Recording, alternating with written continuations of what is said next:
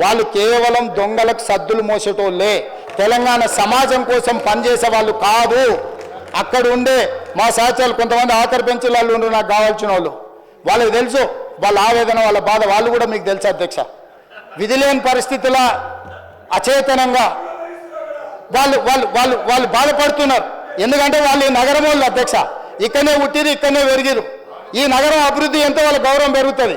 ఇవాళ ఈ నగరం పరిస్థితి ఢిల్లీ చూసిరు కదా అధ్యక్ష, ఢిల్లీ కాలుష్యం వల్ల బడులు బంద్ అయినాయి, వ్యాపారాలు బంద్ అయినాయి, పార్లమెంటు బంద్ అయింది.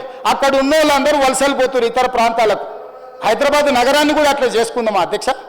నల్గొండ జిల్లా ఏం పాపం చేసింది అధ్యక్ష? మా ఎంకన్న పదే పదే మాట్లాడుతుంటే మీరు విన్నారు కదా, ఏం పాపం చేసి ఫ్లోరైడ్ భూమిలో ఉంటే ఆ ఫ్లోరైడ్ బాధితులు ఇప్పటికీ తరతరాలుగా కాలు వంకర నడుము వంకర ఇవాళ బతకలేని పరిస్థితి నల్గొండ జిల్లాలో ఉంటే ఎస్ఎల్బిసి టన్నెల్ ద్వారా 3.5 లక్షల ఎకరాలకు నీళ్ళు ఇచ్చి ఆ నల్గొండ జిల్లాను బాగు చేయాలని ఈరోజు బ్రాహ్మణవెల్లి కానీ, పిలాయపల్లి కాలువ కానీ, ధర్మారెడ్డి కాలువ కానీ ఈ ప్రాజెక్టులని పూర్తి చేయాలని వాళ్ళు కంకణం కట్టుకొని ప్రయత్నం చేస్తే 10 ఏళ్ళు పొడవు పెట్టిండు అధ్యక్ష. ఎస్ఎల్బిసి 32 కిలోమీటర్ల ఆనాడు ఉమ్మడి రాష్ట్రంలో టన్నెల్ పూర్తి చేస్తే 10 కిలోమీటర్ల టన్నెల్ పూర్తి చేయకుండా నల్గొండకు అన్యాయం చేశారు, ద్రోహం చేశారు అధ్యక్ష. అన్యాయం అనేది దీన్ని అక్కడ ఉన్న జగదీశ్వర్ రెడ్డి గారిని గుండెల మీద చేసుకొని చెప్పమని వాళ్ళు చేసింది కరెక్ట్ అని 10 ఏళ్ళు 10 కిలోమీటర్లు టన్నెల్ తవ్వకపోవడం కేసీఆర్ గారి గొప్పతనం, మా పార్టీ సాధించిన విజయం అని జగదీశ్వర్ రెడ్డి గారు చెప్పగలరా నల్గొండ ప్రజలకని నేను అడుగుతున్నా అధ్యక్ష.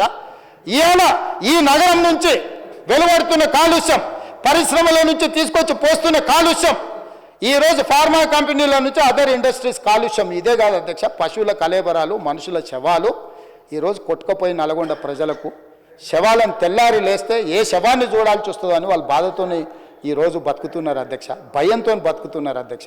ఇలా మూసి పరివాహక ప్రాంతంలో పండించిన పంట ఏది తినట్లేదు అధ్యక్ష. నేను మొన్న పోయినప్పుడు ఆడపిల్లలు తల్లులు వచ్చాన్నారు, కొత్తగా పెళ్ళి అయితే పిల్లలు కూడా పుట్టట్లేదు ఈ నీళ్ళ వల్ల, మేము గర్భం దాల్చాలంటే కూడా మాకు భయం అవుతుంది అని ఆడబిడ్డలు వచ్చి చెప్పారు అధ్యక్ష. మూసి ప్రక్షాళన చేస్తాము, మూసిలో ఒక మంచి నీళ్లు నల్గొండ జిల్లాకు పంపుదాము, ఆ నల్గొండ జిల్లా దేవుడు ఒకవేళ వాళ్ళకి శాపం పెట్టినా ఆ శాపాన్ని మనం కష్టపడి కడుక్కుందామని అంటే మూసి గట్టొద్దు, ఎట్లా కడతావో నేను చూస్తా అంటాడు అధ్యక్ష. ఇదేనా అధ్యక్ష ప్రధాన ప్రతిపక్షం చేయాల్సిన పని? వీళ్ళు ఇట్లనే ఉంటారు అధ్యక్ష. మరి ఆయన ఇదే చెప్పి తోలుతున్నాడా వీళ్ళ? నిన్న అక్బరుద్దీన్ ఓవైసీ గారు అదే అడిగారు, ఆయన ఇచ్చిన ట్రైనింగ్ ఇదేనా ఇదేనా వాళ్ళు ఇచ్చిన ట్రైనింగు? ఇవాళ ఇట్లా తయారైతే, విధ్వంసకారులుగా తయారైతే, తెలంగాణను విధ్వంసం చేయాలని వీళ్ళు బయలుదేరితే ఇట్లాంటి విధ్వంసం చేసేటోళ్లకు ఎలాంటి బరి తెగించిన క్రూర ముగాలనైనా బోనులు బంధించే శక్తి నా సభకు, నా సభ్యులకు ఉంది అధ్యక్ష. నేను ఇవాళ సవాలు విసురుతున్నా, రా నల్గొండ పోదాం, భువనగిరి పోదామా, నల్గొండ పోదామా, ఆలేరు పోదామా, రంగారెడ్డి జిల్లా పోదామా, ఎల్బీ నగర్ పోదామా, మహేశ్వరం పోదామా, నకరేకల్ పోదామా, మరి రాజగోపాల్ మునుగోడు పోదామా, ఏడికి పోదామా, రాండి బాబామాతలు ఇద్దరు. నేను రాజగోపాల్ గారు గన్మెన్లు లేకుంటేస్తే మీరిద్దరు గన్మెన్లు లేకుంటారా అని ప్రజల దగ్గర పోదాం, అడుగుదాం. మూసి కట్టాలన్నా, మూసి కడగాలన్నా వద్దా, మూసి ప్రక్షాళన చేయాలన్నా వద్దా, నల్గొండ ప్రజలను అడుగుదాం అధ్యక్ష. ఎంత దుర్మార్గం అధ్యక్ష, ఉమ్మడి రాష్ట్రంలో కూడా వాళ్ళు ఇంత ద్రోహం చేయలేదు, అంతకంటే ద్రోహులుగా తయారైనరు. ఇదేంటి అధ్యక్ష ఈ కక్ష, ఈ రకమైన వ్యవహారము?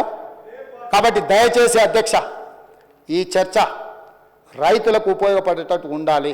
ఈరోజు ఈ సభలో రైతు భరోసా మీద స్వల్పకాలిక చర్చ మా మంత్రి తుమ్మల నాగేశ్వరరావు గారు ఏదైతే ప్రవేశపెట్టినరో, దయచేసి పంతాలకు పట్టింపులకు పోకండి.